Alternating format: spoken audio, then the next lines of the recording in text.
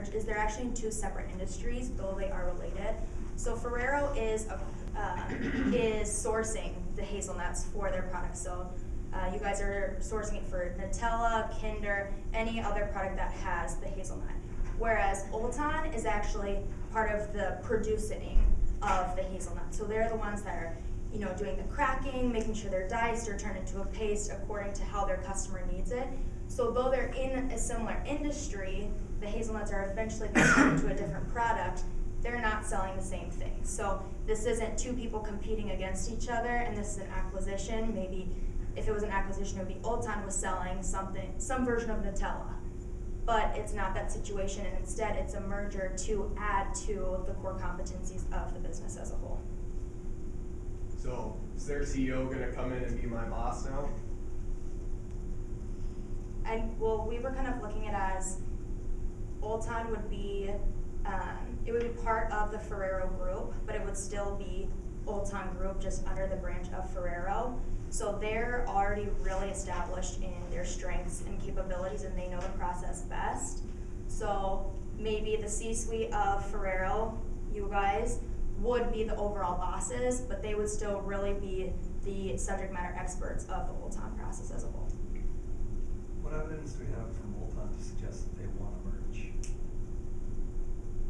I think from the research that we had done, just because the industry is growing so fast and that they already account for 70% of, or you guys account for 70% of Olton's business, that we felt that for them this would be securing that other 30% of product that they're sourcing otherwise. So we felt that that would be in their best interest to almost just not play it safe, but just kind of have that security.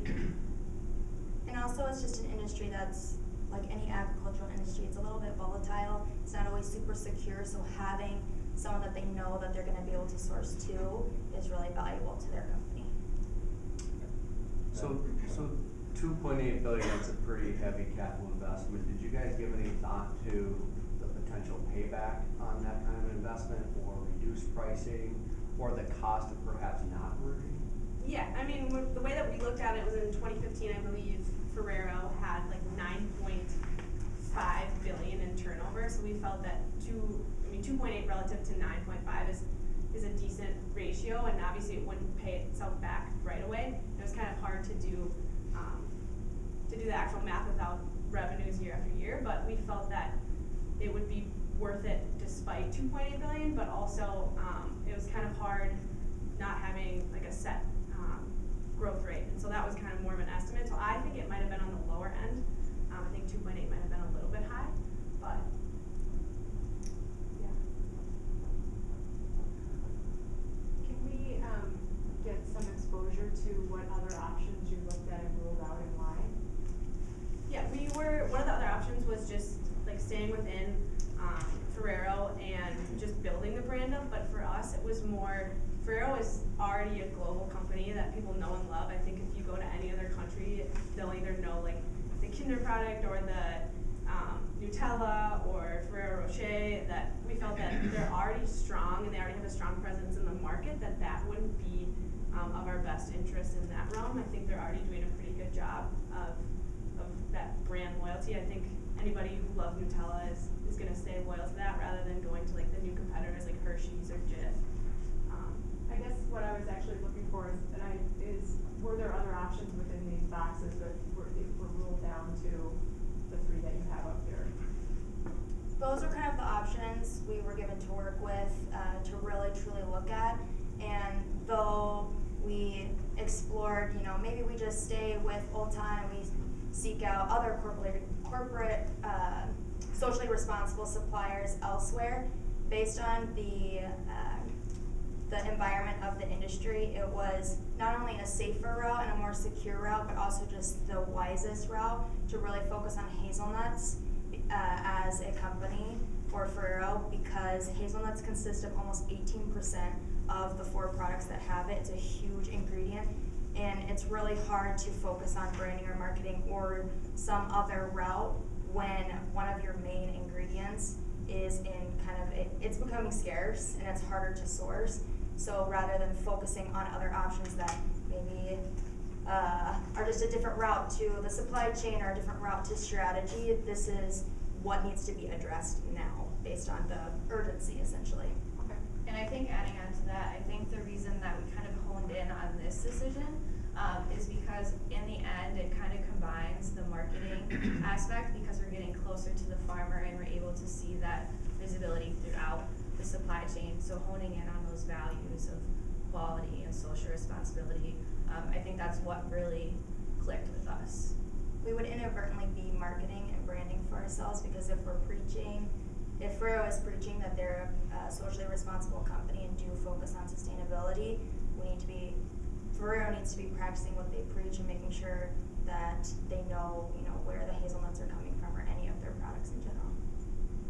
So when you talk about, assume merger goes through, you talk about one of the big pieces of quality being stake in the ground of Ferrero. So how do you bridge the gap when you bring Old On in of the quality standard that you're trying to perform? Because you talk about building greater quality around the inputs, but I'm guessing there's a gap. And there's going to be capital tied to shoring up that quality gap to now be part of the brand. What do you guys think about, I guess, all the other implications of getting them to the standard outside of the capital investment that they have?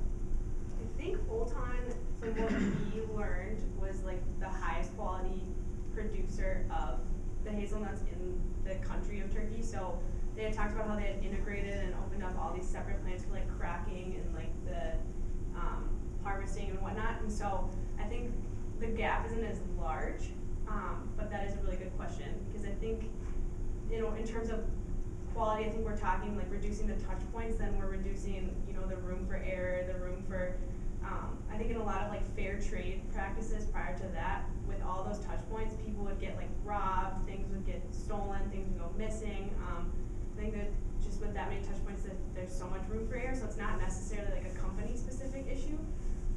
So is it more specific to the trader aspect of it that you talked about, as opposed to the quality of the product's not the issue, it's more the quality of the process? Exactly. Yeah, I think Old On is really good at what they do. Like currently, 70% of Old On's hazelnuts go to Ferrero, so they're already like a big portion of your profit. Yeah. So it is a sustainable thing that since we found good quality, we want to invest more. How is this working off? Because you had talked about one of the reasons to do it was greater quality control. So in my mind, that reflects there's something you need to do to shore up quality. Absolutely. And as a part of the merger, there's something to do. But if you're saying, okay, it's about the process. Yeah. And because it has a really short harvesting season, it takes up to 9 months to grow the hazelnut, and then they only have a month-long window to harvest it. It's a relatively perishable good if it's not either refrigerated or used and processed pretty quickly. So that's another aspect to it, is the more people it goes through, maybe the longer it takes to get to the end consumer. And that means that the tangible quality of the hazelnut could potentially go down as well. So have you given any thought to how to bring the best of both organizations forward? We're talking a lot about what we do well, but we'll talk about some of the things that Old On does well, and how can we make sure that this new organization really has the best of both? I mean, I think their major connection is the whole family aspect, and so they're already working together, and so by potentially forming a team of maybe individuals who focus on this integration process, they could look more into like the competencies of Old On and Ferrero and how you can kind of get the best of both worlds and work with each other and learn from each other. And I think that's a huge benefit too, is just being able to have that ability to collaborate. And also, in addition to that, Ferrero's focus is on the products that they make, which they include hazelnuts, but it's not the actual hazelnut, like tangible cracking, taking off the shell, dicing them up, having the factories that make that hazelnut sellable. So Ferrero was looking into ways to possibly open a factory, but that's still not your core competency. Old On has been doing that for a very long time, and they're very good at it. They have multiple factories. They have a set out process of when it comes in, how to clean it, how to dry it, chop it. They have all the machinery and tools to do that efficiently. So they're the experts in that area where you guys are the experts in making your end product, such as Nutella. I think they're also really committed, Old Town is, just to like that actual industry, just in the way that Ferrero is committed to their core values.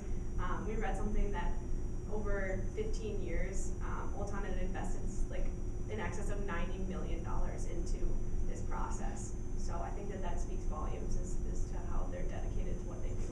And it's a large part of Turkey's economy, so it's important to not only Old Town as a company, but it's important to the economy and the country of Turkey. So a lot of people are invested in making sure that this is successful. I think 5% of the population has jobs related to hazelnuts specifically. So it's a community kind of improvement. So, there's some risk in the all-time business, you guys have talked about that. How does a merger help mitigate some of those risks if they were part of our organization as opposed to how we're running it today?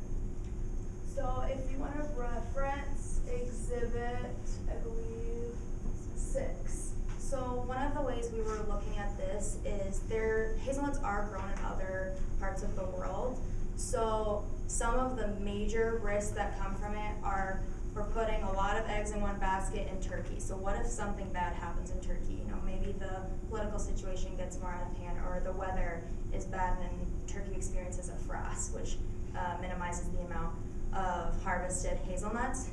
By doing this and putting more stock into Old Town, that allows us to be more selective, since we're focusing on a socially responsible supplier that is Old Town. That allows us, with that extra 30% that we need to make up for, to look for socially responsible suppliers in other parts of the world. So and establishing a good relationship with them, so that if there were to be a situation where Turkey and Old Town as a whole can only provide 50% of that hazelnut supply that Ferrero needs, we have good socially responsible relationships that we've already established with other suppliers, and we can kind of filter out the ones that maybe aren't very reliable, aren't socially sustainable and responsible, and rely on them to make up for part of the product that we lose.